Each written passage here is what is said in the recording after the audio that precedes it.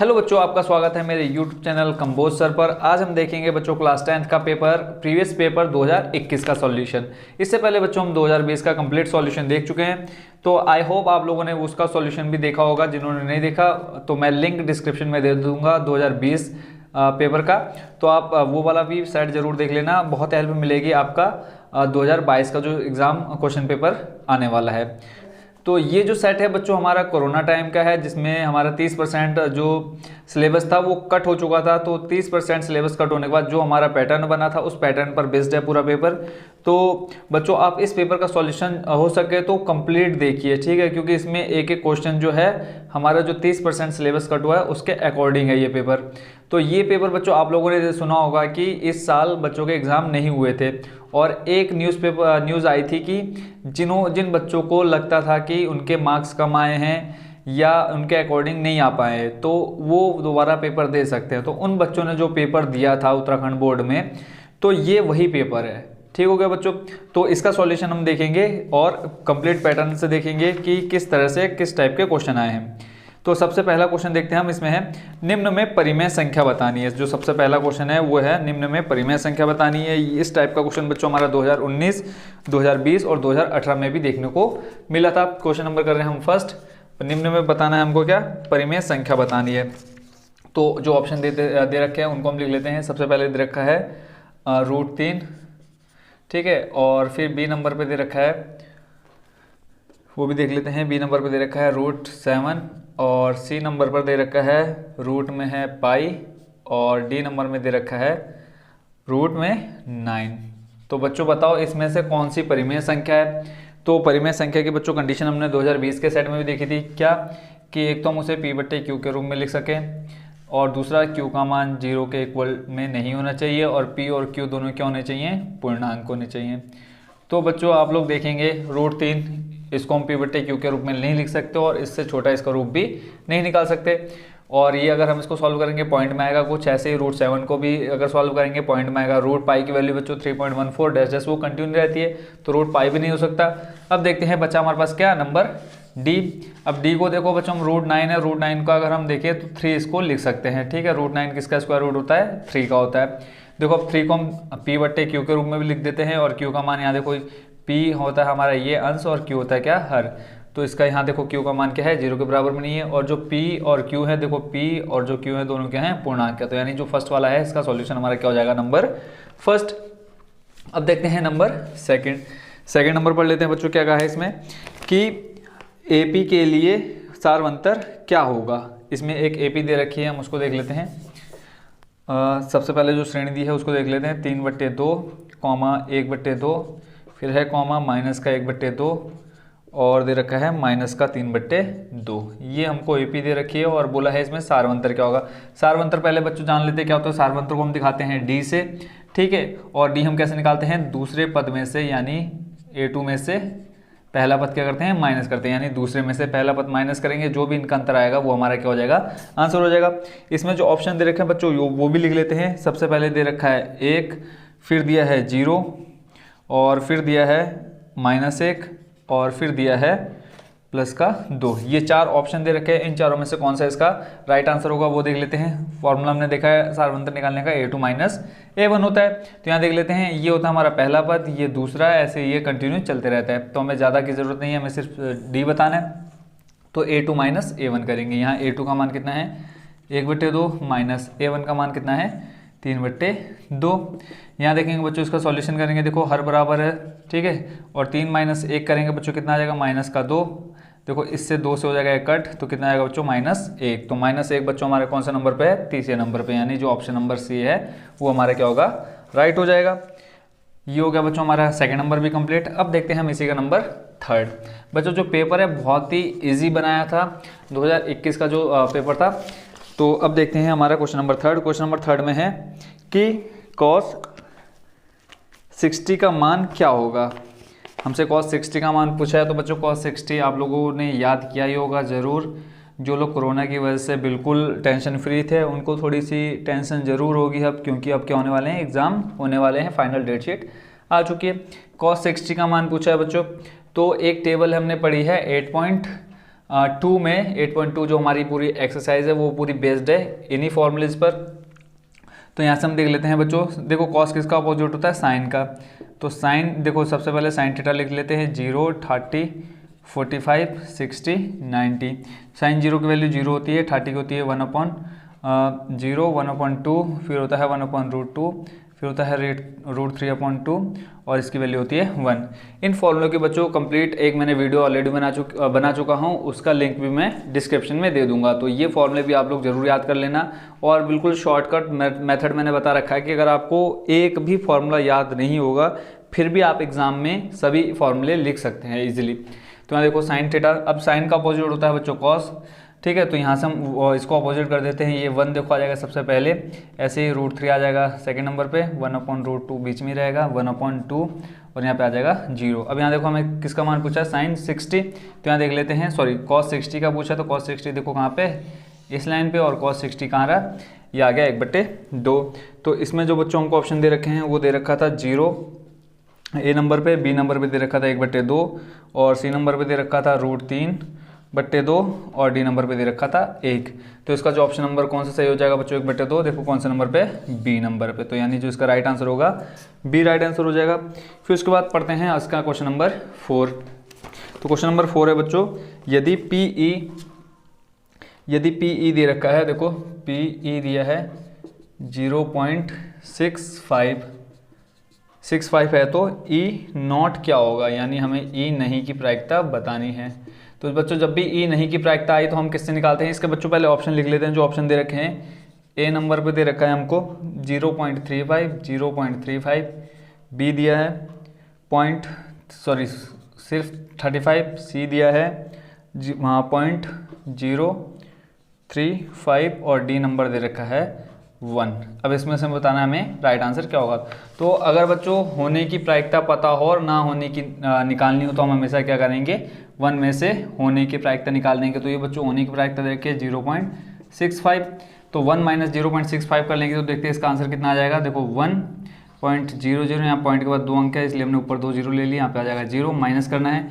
देखो यहाँ 0 में से 5 जाएगा नहीं, क्या करेंगे, एक हासिल ले लेंगे। तो यहाँ से एक हासिल लिया, यहाँ 10 हो गया, फिर यहाँ से एक हमने इधर ले लिया, हो गया 10, 10 - 5 करेंगे आ जाएगा 5। ऐसे ही यहाँ 9 - 6 करेंगे बच्चों कितना आ जाएगा 3 और पॉइंट का आ जाएगा पॉइंट। तो ये आ गया बच्चों हमारा कितना 0.35। तो 0.35 देख लेते हैं बच्चों कौन से नंबर पे, फर्स्ट नंबर पे। तो यानी इसका जो आंसर राइट आंसर होगा हो जाएगा नंबर ए। ये हो गया बच्चों हमारा क्वेश्चन नंबर 4 का सॉल्यूशन। अब देखते हैं बच्चों जो टोटल 5 क्वेश्चन स्टार्टिंग होते हैं वो हमारे टिक मार्क आएंगे, तो आप जरूर देखना शॉर्ट टाइप आंसर भी। फिर है वृत्त को 2 बिंदुओं पर प्रतिच्छेद करने वाली रेखा को क्या कहते हैं।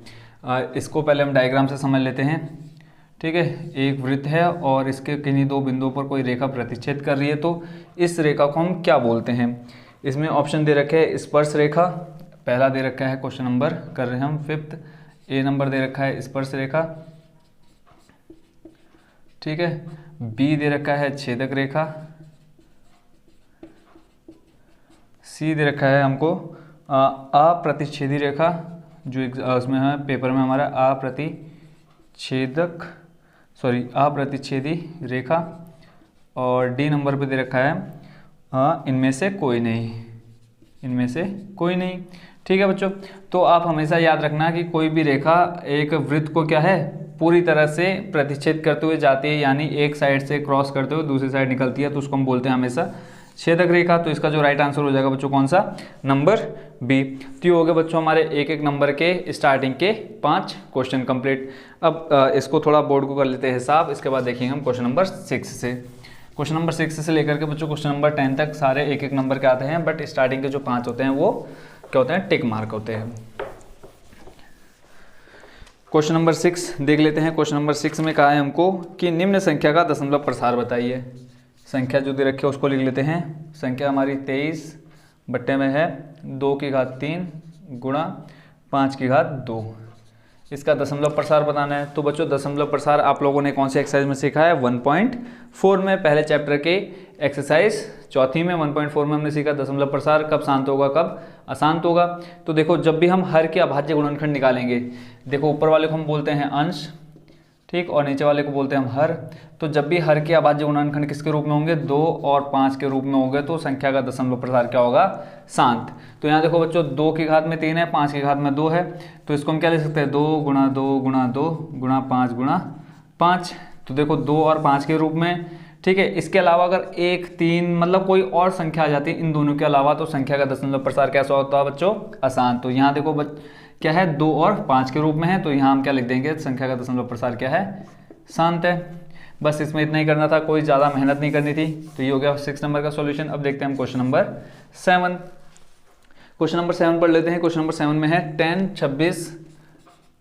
26 अपॉन में दे रखा है cot 64 का मान बताना है। तो बच्चों आपने एक फॉर्मूला पढ़ा होगा, tan 90 minus theta, tan 90 minus theta equal to होता है cot थीटा। चैप्टर है हमारा 8, ठीक, और 8 में भी है हमारी exercise 8.3। tan 90 minus theta equal to क्या होता है, cot थीटा। तो हम क्या कर लेते हैं, tan को चेंज कर लेते हैं किसमें, cot में। तो यहाँ से हम लिख सकते हैं क्या हो जाएगा बच्चों, cot, इसको हम लिख सकते हैं बच्चों tan 90 माइनस 26, अब बट्टे में आ जाएगा क्या, cot 64। तो tan 90 माइनस थीटा हो जाएगा क्या, cot थीटा। तो यहाँ से आ जाएगा बच्चों कितना, cot 64, 90 माइनस 26 करेंगे 64 आ जाएगा, बट्टे में क्या है, cot 64। cot 64 से cot 64 हो जाएगा कट, तो बच्चों आंसर कितना आ जाएगा, 1। ये होगा बच्चों हमारा 7 नंबर भी कंप्लीट। अब देखते हैं नंबर 8 नंबर पढ़ लेते हैं, क्या है क्वेश्चन बच्चों। 8 नंबर में क्या है, 2 समरूप त्रिभुजों की भुजाएं 6:7 के अनुपात में हैं, उनके क्षेत्रफलों का अनुपात ज्ञात कीजिए। बच्चों ये प्रॉपर्टी, ये प्रमेय हमने पढ़ी थी चैप्टर नंबर 6 में, कि अगर दो त्रिभुज अगर समरूप हैं तो उनके क्षेत्रफलों का अनुपात क्या होगा, उनके संगत भुजाओं के वर्गों के अनुपात के बराबर होगा। तो जब त्रिभुज समरूप होते हैं तो उनकी संगत भुजाएं क्या होगी, उनके वर्गों के अनुपात के बराबर होगी। तो हम यहाँ से डायरेक्ट क्या लिख सकते हैं कि त्रिभुज एरिया, हम कोई 2 त्रिभुज मान लेते हैं ABC, area of triangle ABC upon में आ जाएगा एरिया ऑफ ट्राइंगल PQR की माना कोई 2 त्रिभुज क्या ABC व PQ त्रिभुज PQR क्या है, समरूप है। जब बच्चों त्रिभुज समरूप होंगे तब ये प्रॉपर्टी लगती है क्या, एरिया त्रिभुज ABC अपॉन में area of triangle PQR equal to होता है संगत भुजाओं के बराबर। अब इनका क्षेत्रफल दे रखा बच्चों कितना, कहाँ है क्वेश्चन, 6:7 में भुजाओं का अनुपात दे रखा है कितना, 6:7। तो एक फॉर्मूला क्या होता है बच्चों कि समरूप त्रिभुजों का क्षेत्रफल उनकी संगत भुजाओं के वर्गों के योग के बराबर होता है, यानी इनकी संगत भुजाएं क्या होती है, आपस में बराबर होती है। बट यहाँ क्या आ जाता है, स्क्वायर। तो यहाँ से 6 का स्क्वायर करेंगे बच्चों आ जाएगा 36, और 7 का स्क्वायर करेंगे कितना आ जाएगा 49। तो यहाँ से हम लिख सकते हैं area of triangle ABC upon में area of triangle PQR equal to कितना आ जाएगा 36/49।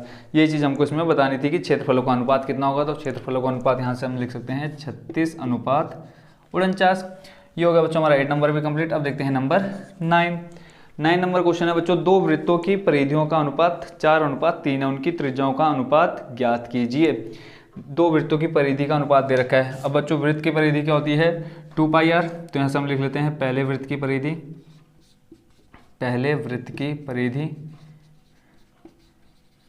ठीक है, बट्टे दूसरे वृत्त की परिधि,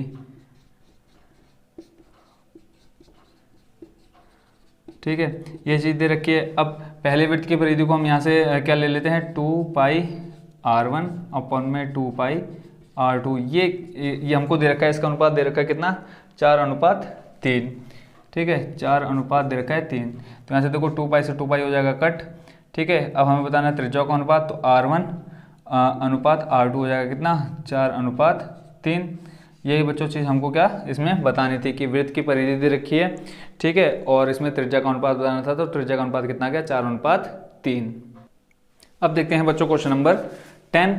क्वेश्चन नंबर 10 पढ़ लेते हैं, क्या है इसमें। क्वेश्चन नंबर 10 है 798 के अभाज्य गुणनखंड निकालने हैं। 798 के अभाज्य गुणनखंडों के गुणनफल के रूप में लिखना है। तो बच्चों अभाज्य गुणनखंड कैसे निकालते हैं, आप लोगों ने सीखा होगा चैप्टर नंबर 8 एक्सरसाइज 1.2 अभाज्य गुणनखंड। देखो यहाँ जो इकाई का अंक है सम है, तो ये 2 से भाग चला जाएगा, इसमें हो जाएगा 2 3 6, 1 बचेगा यहाँ से, इधर हो जाएगा 19। तो 2 नम होता है 18, फिर एक बचा, हो गया 18, 2 नम 18। अब देखो जो इकाई का अंक है 9 है, तो 3 से विभाजित हो जाएगा, कर देते हैं 3 एकम 3, 3 तिया 9, 3 तिया 9। अब 133 आ गया बच्चों, 133 किससे विभाजित होता है करके देखते हैं। देखो 2 से नहीं जाएगा क्योंकि लास्ट में विषम संख्या है। 3 से जाएगा क्या, 3 चौको 12 नहीं जाएगा, एक बचेगा 13 हो जाएगा। 4 से भी नहीं जाएगा, 5 से भी नहीं जाएगा, 6 से भी नहीं जाएगा क्योंकि 3 से भी विभाजित नहीं हुआ है। तो 7 से देख लेते हैं, 7 एकम 7, कितना बचा 6 और हो जाएगा 63। तो ये बच्चों 7 से विभाजित हो रहा है। देखो 7 एकम 7, कितना बचा इधर 6, हो गया इधर 63, तो 7 नम होता है कितना 63। तो यहाँ पे आ जाएगा 19 से चले जाएगा इसमें कितनी बार, तो यहाँ से 798 का भाज्य गुणनखंड आ गया 2 गुणा 3 गुणा 7 गुणा 19। इसमें बच्चों सिर्फ हमको क्या करना था, इतना ही दिखाना था। अब भाज्य गुणनखंड निकालने थे, तो आगे 2 गुणा 3 गुणा 7 गुणा 19। ये हो गया बच्चों हमारे एक एक नंबर के सारे क्वेश्चन कंप्लीट। अब आते हैं बच्चों हमारे क्वेश्चन नंबर 2-2 नंबर के। ठीक है, तो अब क्वेश्चन नंबर 11 का सॉल्यूशन देखते हैं। क्वेश्चन नंबर 11 का है बच्चों, अनुपातों A1 बट्टे A2, B1 बट्टे B2, C1 बट्टे C2 की तुलना कर ज्ञात कीजिए कि निम्न रैखिक समीकरण के युग्म संगत हैं या असंगत है। तो बच्चों संगत और असंगत की कंडीशन आप लोगों ने पढ़ी होगी। ठीक है बच्चों, तो पहले इसका समीकरण लिख देते हैं। समीकरण हमारे पास क्वेश्चन नंबर है 11, समीकरण 2x minus 2y, 2x minus 2y equal और माइनस 2 इक्वल टू 0, और फिर है 4x minus 4y, 4x minus 4y minus 5 equal to में 0। और इसकी तुलना करनी है हमने किससे, A1 बट्टे A2 से बराबर B1 बट्टे B2 से बराबर C1 बट्टे C2 से। तो बच्चों इनके डायरेक्ट मान हम निकाल देते हैं। यहाँ से A1 देखो, पहले वाले समीकरण से A1 B1 C1 का मान आ जाएगा और दूसरे वाले समीकरण से A2 B2 C2 का मान। तो यहाँ से देखो A1 का मान आ जाएगा 2, A2 का मान आ जाएगा 4, बराबर B1 का मान आ जाएगा -2, B2 का मान -4, C1 का मान कितना -2, C2 का मान -5। यहाँ देखो इस माइनस से माइनस हो जाएगा कट, तो यहाँ से 2 एकम 2, 2 दूनी 4, 2 एकम 2, 2 दूनी 4, 1/2 बराबर 1/2 is not equal to minus, देखो इस माइनस से ये माइनस हो जाएगा कट, आ जाएगा कितना 2/5। अब बच्चों आप लोग बताओ कि ये जो कंडीशन है संगत की है या असंगत की है। आप लोगों ने पढ़ा होगा चैप्टर कौन से में, सेकंड चैप्टर में। तो जल्दी से बताओ संगत है या असंगत है। संगत असंगत बच्चों हमारा है थर्ड चैप्टर में। ठीक है, तो देखो जब भी इस टाइप की कंडीशन बनेगी तो ये क्या हो जाएगा, असंगत हो जाएगा। यानी A1 बट्टे A2 is equal to B1 बट्टे B2 is not equal to C1 बट्टे C2। ये क्या हो जाएगा बच्चों, असंगत हो जाएगा। ठीक है, असंगत तो हमको पता चल गया। तो संगत कब होगा, संगत होगा बच्चों जब A1 बट्टे A2 इज इक्वल टू होगा B1 बट्टे B2। और दूसरी कंडीशन है, एक और है संगत की, A1 बट्टे A2 बराबर B1 बट्टे B2 और बराबर C1 बट्टे C2। यानी पहला दूसरा बराबर होंगे तब भी संगत होगा, और जब पहला दूसरा तीसरा तीनों बराबर होंगे तब भी क्या होगा, संगत होगा। तो ये हो गया बच्चों हमारा क्वेश्चन नंबर 11 भी कंप्लीट। अब देखते हैं क्वेश्चन नंबर 12।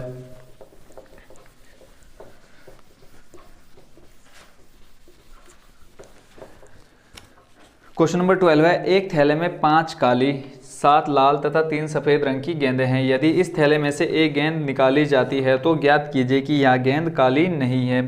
तो बच्चों पहले हम लिख लेते हैं कौन कौन सी गेंदें दे रखी हैं। काली गेंदें, क्वेश्चन नंबर है हमारा 12, ये भी 2 नंबर का है। काली गेंदें, काली है हमारे पास काली गेंद। प्रायिकता बच्चों सबसे इजी चैप्टर है हमारा क्लास 10th का। और लाल गेंदें हैं, लाल गेंद है 7, और दे रखा है सफ़ेद, सफ़ेद गेंदें हमारे पास कितनी बच्चों, 3। ठीक है, तो सबसे पहले हमें इनका योग पता होना चाहिए। तो यहाँ से हम लिख लेते हैं योग, जिसको हम बोलते हैं क्या, कुल संभावित परिणाम। तो देखो 7 8 9 10, 10 और 5 हो जाएगा 15। संभावित परिणाम कितने हो गए बच्चों, 15। अब पूछा है कि यह गेंद काली नहीं है, तो काली गेंद पहले होने की प्रायिकता निकाल लेते हैं। काली गेंद, जब भी देखो नहीं होने की प्रायिकता पूछी तो पहले होने की प्रायिकता पता होनी चाहिए। तो काली गेंद होने की प्रायिकता देख लेते हैं। फॉर्मूला होता है बच्चों अनुकूल परिणाम, अनुकूल परिणाम बट्टे कुल संभावित परिणाम।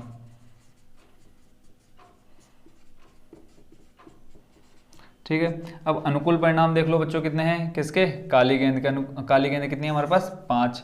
तो ये हो गया अनुकूल परिणाम। कुल संभावित परिणाम यानी कुल योग कितना हमारे पास, 15। तो ये आ गया कितना, 1/3। ये हो गया क्या, होने की प्रायिकता। अब होने हमें क्या बतानी है, ना होने की प्रायिकता बतानी है। तो लिख देते हैं हम काली गेंद काली गेंद ना होने की प्रायिकता।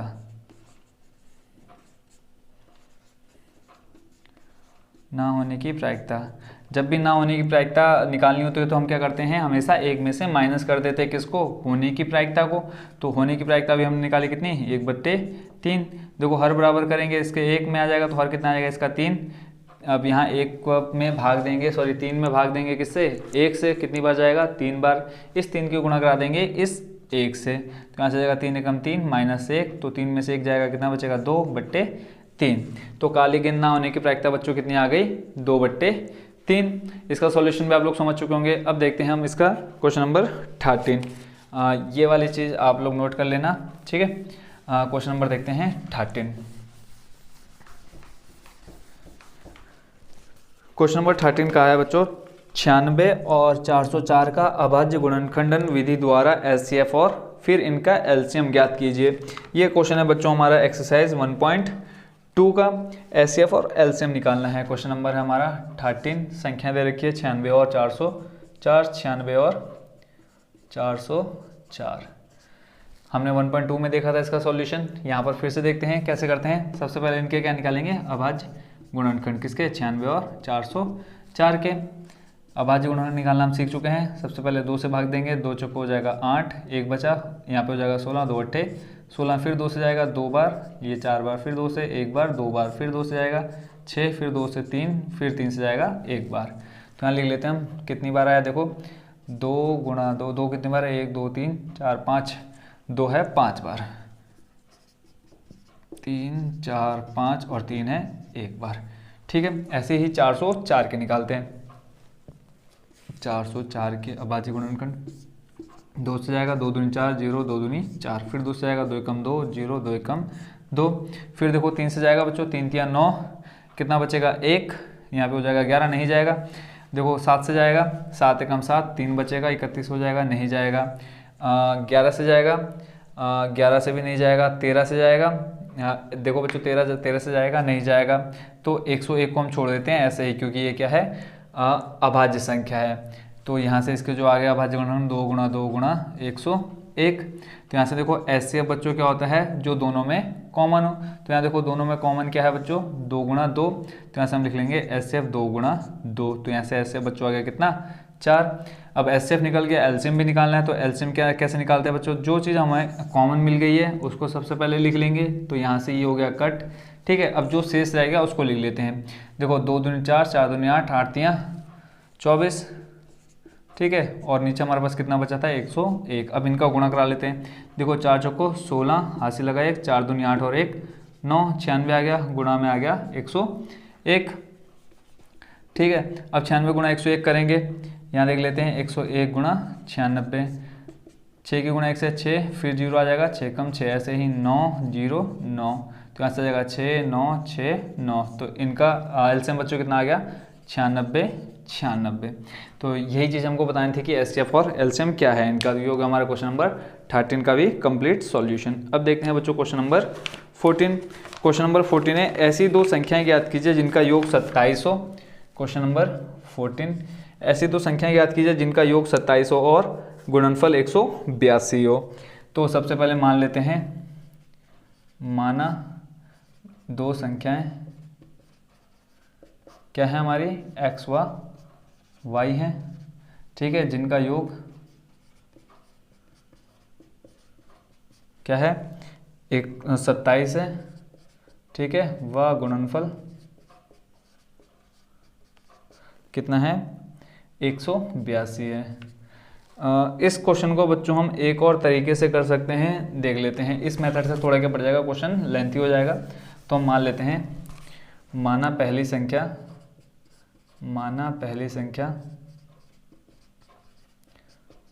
x, ठीक है, और इनका योग दे रखा है। योग मतलब योग से बच्चों में क्या मिल जाएगा, दूसरी संख्या मिल जाएगी। देखो मैंने बोल दिया है कि एक लड़के के पास 10 रुपये हैं, ठीक है। तो पहली संख्या हमने मान ली कितनी x, एक लड़के के पास 10 रुपये हैं और मैंने बोल दिया 2 लड़के हैं, इन दोनों के पास हैं कुल कितने रुपए, 40 रुपये। ठीक है, कुल 40 रुपये। अगर एक लड़के के पास 10 रुपये तो आप लोग दूसरे के पास बता सकते हो कितने रुपए हैं। क्या करोगे आप, इस 10 को ले जाओगे माइनस में, तो 40 में से 10 घटा दोगे, बचेगा कितना, 30। तो इस तरह से आप बच्चों दूसरे की भी संख्या बता सकते हो। ऐसे ही हम करेंगे क्वेश्चन नंबर 14 में। पहली संख्या x, तो दूसरी संख्या क्या हो जाएगी, दूसरी संख्या हो जाएगी बच्चों हमारे पास क्या, इसका योग कितना दे रखा है, 27, तो हो जाएगा 27 माइनस x। ठीक है, इन दोनों का गुणनफल दे रखा है, यानी इसका और इसका गुणनफल दे रखा है, यानी x गुणा 27 माइनस x बराबर में दे रखा है कितना, 182। क्वेश्चन में क्लियरली कहा है कि ऐसी दो संख्या ज्ञात कीजिए जिनका योग 27 हो और गुणनफल 182 हो। तो हमने पहले दोनों संख्या निकाल ली, अब इनका गुणनफल देख लेंगे। x गुणा 27 करेंगे तो हो जाएगा 27x माइनस हो जाएगा x स्क्वायर बराबर में 182। इनको ले जाते हैं हम कहाँ, राइट साइड में, तो हो जाएगा देखो माइनस का x स्क्वायर प्लस का हो जाएगा, राइट में जाके प्लस का 27 हो जाएगा माइनस का 27x। ऐसे ही इधर इक्वल टू में पास कितना है, 182 इक्वल टू में 0। अब इस क्वेश्चन को बच्चों हम कर लेते हैं द्विघाती सूत्र से। द्विघाती सूत्र हमारा क्या होता है, x बराबर होता है माइनस का b प्लस माइनस रूट में b स्क्वायर माइनस का 4ac अपॉन में 2a। क्यों, क्योंकि बच्चों हमको क्या बतानी है, इस फॉर्मूले को हम यूज़ इसलिए कर रहे हैं क्योंकि हमें सिर्फ संख्या बतानी है। यहाँ कोई मेथड नहीं बोला है किस मेथड से करना है, तो इस मेथड से हमें ईजिली पता चल जाएगा। ठीक हो गया। तो यहाँ देखो सबसे पहले हम यहाँ से a, b और c का मान निकाल लेते हैं। तो लिखेंगे समीकरण 1 की तुलना, समीकरण 1 की तुलना मानक रूप से करने पर क्वेश्चन आ जाता है बच्चों द्विघाती का, द्विघाती सूत्र का मानक रूप क्या होता है, मानक रूप से करने पर मानक रूप होता है बच्चों हमारा ax square plus bx plus c equal to 0। इसे हम मानक रूप बोलते हैं द्विघात समीकरण का। तो यहाँ देखो एक्स स्क्वायर यहाँ पे भी, एक्स स्क्वायर यहाँ पे भी, तो यहाँ पे बच्चों कितना बचा, 1। तो यहाँ से हम लिख लेंगे a का मान कितना, 1। ऐसे ही b बराबर देखो x से x हो जाएगा कट, b आ गया माइनस का 27। c बराबर देखो बच्चों कितना बचा, 182। ठीक हो गया। अब इस a b c का मान देखेंगे हम किसमें, द्विघाती सूत्र में। ये हम क्वेश्चन नंबर 12 को यहाँ से कर देते हैं ख़त्म, इसकी ज़रूरत अब हमको नहीं है। ठीक है, तो a b c का मान मिल गया, सीधे सीधे हम फॉर्मूले रखते हैं। x इक्वल टू देखो माइनस का b है, b का मान कितना 27 माइनस फॉर्मूले का, और फिर b का मान भी कैसा है माइनस में, तो माइनस माइनस क्या हो जाएगा प्लस, तो हमारे पास आ जाएगा प्लस का 27, फिर फॉर्मूला प्लस माइनस रूट में क्या है b स्क्वायर, b स्क्वायर यानी 27 का स्क्वायर करना है। देख लेते हैं, इनका गुणा करा के 7 7 49, हाथ से लगेगा 4, 7 दूनी 14 4 18, फिर 2 की गुणा 7 से 2 7 14, हाथ से लगाया 1, 2 दूनी 4 और 1 5, 9 8 4 12 का 2, हाथ से लगाया 5 और 1 6 और 1 7, कितना आ गया 729 माइनस, फिर क्या है हमारे पास 4ac, 4 गुणा a का मान कितना है हमारे पास देखो 1 और c का मान कितना है 182। तो यहाँ से देखो 182 की गुणा करानी किसमें, 4 में, तो देखो 4 की गुणा 2 से करेंगे, 4 दूनी 8, 4 अट्ठे 32, 7 से लगा 3, 4 और 3 कितना हो जाएगा बच्चों 4 5 6 7, कितना आ गया 728। बट्टे में हमारे पास 2 इंटू a का मान कितना है 1। ये हमने रख दी किसकी वैल्यू बच्चों, a b c की, किसमें द्विघाती सूत्र में। तो यहाँ से आ जाएगा 27 प्लस माइनस रूट में देखो 729 में से 728 माइनस करेंगे, कितना बचेगा 1, तो आ गया रूट में 1 बट्टे में 2। तो यहाँ से देखो इस रूट को अगर हम 1 को रूट से बाहर निकालेंगे तो भी वैल्यू क्या आनी है हमारी 1 ही आनी है। तो यहाँ से हम लिख देते हैं 27 प्लस माइनस 1 बट्टे में 2, क्या x बराबर, अब क्या लेते हैं पहले प्लस लेने पर, जब प्लस लेंगे तो x बराबर क्या हो जाएगा 27 प्लस 1 बट्टे 2, तो 27 प्लस 1 हो जाएगा 28 बट्टे 2, तो यहाँ से बच्चों कितना आ जाएगा 14, x का मान आ गया कितना 14। फिर एक भी तो हमने लिया प्लस, अब लेंगे क्या माइनस लेने पर, तो यहाँ से x बराबर आ जाएगा 27 माइनस 1 बट्टे 2, तो 27 माइनस 1 यानी 26 बट्टे 2, तो यहाँ से कितना आ गया x का मान 13। तो देखो बच्चों हमने पहली संख्या माना था किसको, x को, जब क्या x का मान 14 होगा, जब x का मान क्या होगा 14, तो दूसरी संख्या क्या हो जाएगी, दूसरी संख्या क्या हो जाएगी 27 माइनस हम x करेंगे, 27 माइनस, अब ये x का मान हम ले रहे हैं 14, तो 27 माइनस 14 करेंगे बच्चों कितना आ जाएगा 13। ऐसे ही जब क्या होगा x का मान 13 होगा, जब x बराबर 13, तो दूसरी संख्या हो जाएगी कितनी 14। क्यों? क्योंकि क्या करेंगे 27 माइनस एक्स, तो दूसरी संख्या निकल जाएगी। ठीक होगा, तो ये होगा बच्चों हमारा क्वेश्चन नंबर 14 का कंप्लीट सॉल्यूशन। अब देखते हैं बच्चों क्वेश्चन नंबर 14 का अथवा इसमें बच्चों टोटल 2 क्वेश्चन दे रखे हैं 14 नंबर में, दोनों में से आपको जो ठीक लगे वो आप कर सकते हैं। तो क्वेश्चन है यदि 10a प्लस बी बराबर दे रखा है √3, और वहाँ मार्कर चेंज कर लेते हैं बच्चों, मार्कर थोड़ा क्या हो रहा है, ठीक से दिख नहीं रहा है। ठीक है, तो 10a प्लस बी दे रखा है √3 और फिर दे रखा है 10a माइनस बी बराबर 1/√3 और बोला है a और b का मान ज्ञात करो। तो बच्चों √3 यहाँ देखेंगे हम 10 के फॉर्म में है सारी वैल्यूज़, तो √3 हम देखेंगे बच्चों जो हमने एक टेबल देखी थी चैप्टर 8 में, तो उसमें 10 के फॉर्म में √3 किसका मान होता है। अगर हम 10 वाली टेबल देखेंगे √3 किसका मान होता है बच्चों 10 60 का, तो इसको हम लिख सकते हैं 10a प्लस बी बराबर 10 60, √3 को कितना लिख सकते हैं 10 60। इस 10 से ये 10 हो जाएगा बच्चों कट। ये अगर हम देखें रियल में कट नहीं होगा बच्चों, बस ये आपको समझाने के लिए। ठीक है, तो यहाँ से देखो a प्लस बी बराबर लिख सकते हैं 60, समीकरण नंबर 1। ऐसे ही 10a माइनस बी बराबर 1/√3 बच्चों किसका मान होता है 10 30 का। 10 के बच्चों अगर मान देखें हम 0 का मान होता है 0, 30 का होता है 1/√3 और 45 का होता है 1, 60 का होता है √3 और 90 का होता है इनफाइनाइट यानी अपरिभाषित। तो यहाँ से भी 10 से 10 हो जाएगा ख़त्म, a माइनस बी आ जाएगा कितना 30, समीकरण नंबर 2। अब यहाँ देखो समीकरण 1 व 2 से ले लेते हैं, या लिख लेंगे समीकरण 1 व 2 को जोड़ने पर, समीकरण 1 व 2 को जोड़ने पर जोड़ेंगे बच्चों, देखो क्या हो जाएगा, राइट वाला राइट में और लेफ्ट वाला लेफ्ट में, a प्लस बी और यहाँ से आ जाएगा प्लस a माइनस बी जोड़ना है। ठीक है, ब्रैकेट में रखते हैं और इधर है 60 प्लस 30, 60 प्लस 30 कितना हो जाएगा 90। ऐसी ब्रैकेट खोल देते हैं a plus B plus a minus B, plus का b माइनस का b हो जाएंगे कट, a प्लस a हो जाएगा 2a बराबर में 90। यहाँ से a का मान निकालना है तो 90/2 यानी a बराबर आ जाएगा कितना 45, a का मान निकल गया। अब ऐसे ही कर देते हैं समीकरण 1 में से 2 को घटाने पर, समीकरण 1 से 2 को घटाने पर, 1 से 2 को घटाने पर। ठीक है, समीकरण 1 को लिख लेते हैं पहले, a प्लस बी माइनस करना है किसको दूसरे समीकरण को यानी a माइनस बी, यानी यहाँ से आ जाएगा 60 माइनस 30, 60 माइनस 3 कितना आ जाएगा 30। ऐसे ही ब्रैकेट खोलते हैं a प्लस बी, देखो माइनस और ये प्लस हो जाएगा क्या माइनस, माइनस माइनस हो जाएगा प्लस का b, a से a हो जाएगा कट क्योंकि एक प्लस एक माइनस, दोनों b जुड़ जाएंगे कितना आ जाएगा 2b आ जाएगा 30। b का मान बताना तो ये हो जाएगा 30/2, तो b बराबर कितना आ जाएगा 15। तो a बराबर आ गया बच्चों 45 और b बराबर आ गया कितना 15। तो ये होगा बच्चों हमारा क्वेश्चन नंबर 14 का अथवा भी कंप्लीट। टोटल हमने देख लिया क्वेश्चन नंबर 14 तक का सॉल्यूशन। तो बच्चों इस वीडियो को हम करते हैं यहीं पर समाप्त। इसका जो नेक्स्ट क्वेश्चन हैं कहाँ से लेकर के क्वेश्चन नंबर 15 से लेकर के क्वेश्चन नंबर 30 तक, तो कोशिश करेंगे हम पार्ट 2 में सारे क्वेश्चन का सॉल्यूशन देख सकें। तो मिलते हैं बच्चों नेक्स्ट पार्ट में, पार्ट नंबर 2 में। Thank you so much for watching.